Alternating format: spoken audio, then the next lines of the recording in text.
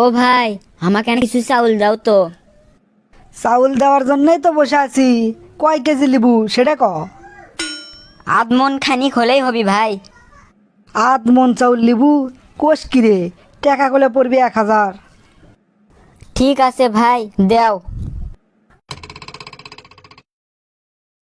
কিরে, 100 টাকা কমা কম দিছু? ভাই, 100 টাকা না কাল দিলে হবি না? 100 টাকা আবার বাকি কৃষক রে? ভাই গুনবের যায় দেখি 100 টাকা কম। আমি তো বাকি ব্যবসা করি না, তুই তো কায়দা করে আমার থেকে বাকি লিলু রে। কায়দা করমু কে ভাই? কায়দা লয় তো আবার কি, 100 টাকার চাউল কমই লিয়ে যা, একদিন পরে কৃষক টাকা দেওয়া লিখবি। আচ্ছা ভাই, 100 টাকার বাকি যখন দিবাই না, তাহলে 100 টাকার চাউল ফেরত লাও।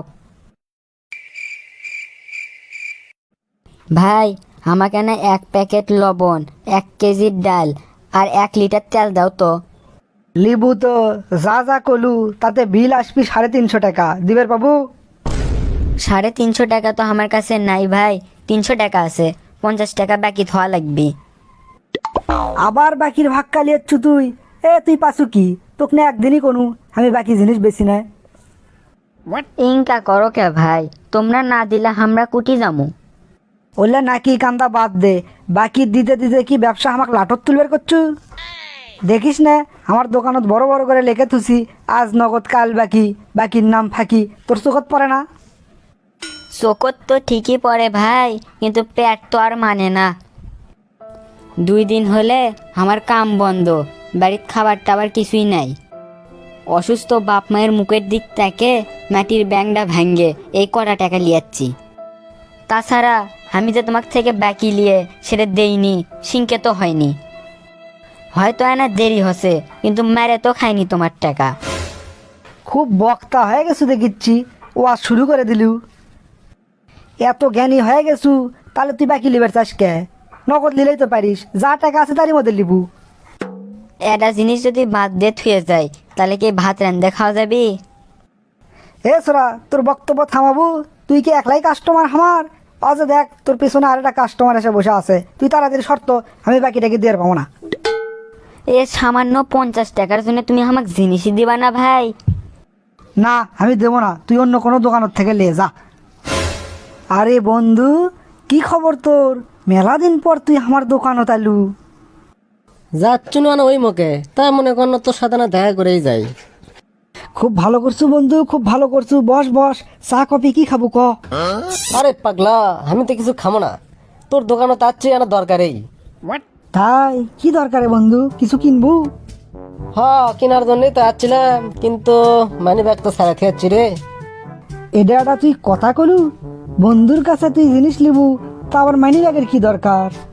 কে, খানিকক্ষণ আগেই না তুই গলু আমি বাকি বেশি না, বাকির নাম ফাঁকি। আরে পাগলা, সেটা কি সগলির জন্যে? অজে দেখ চলটের নামের একটা ছোড়া হচ্ছে, কখন থেকে ঘ্যান ঘ্যান করিচ্ছে, লিখতে দিনই বাকি লেবেন আসে।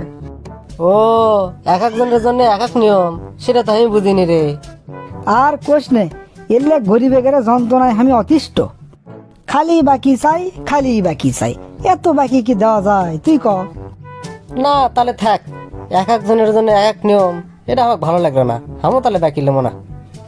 ধুর পাগলা, আমার দোকানত কি জিনিসপত্রের অভাব পড়ছে আর আমার টাকা পয়সা কম পড়ছে নাকি যে বন্দুক বাকি দিবার পাবো না? তুই না হয় টাকা না দিস তাও কোনো সমস্যা নাই, যা যা লাগবি কত লিয়ে যা। এই জন্যই কথাই আছে, তেলা মাথায় তেল দেওয়াই মানুষের ধর্ম। কে রে, আমার টাকা আছে দেখে তুই আমাকে বাকি দিব, আর এই গরিব চ্যাংরাটা এতই ভাবে তো করছে বাকি লওয়ার জন্য, তুই তাক দিচ্ছু না। অথচ আগে তোর ওকি দেওয়া উচিত। কত করে কারু বড়ু করলো, তাও তুই অক দিলু না।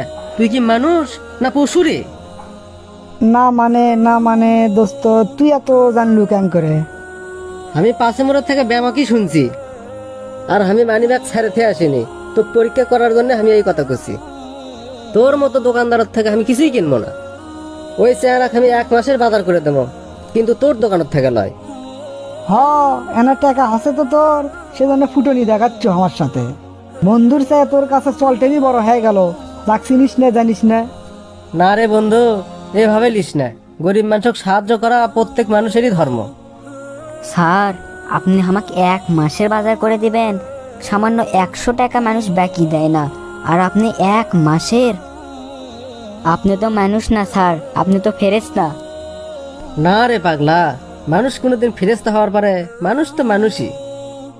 যখন মানুষের দায়িত্ব আমরা পালন করতে পারি না, তখনই আমরা অমানুষ হয়ে যাই।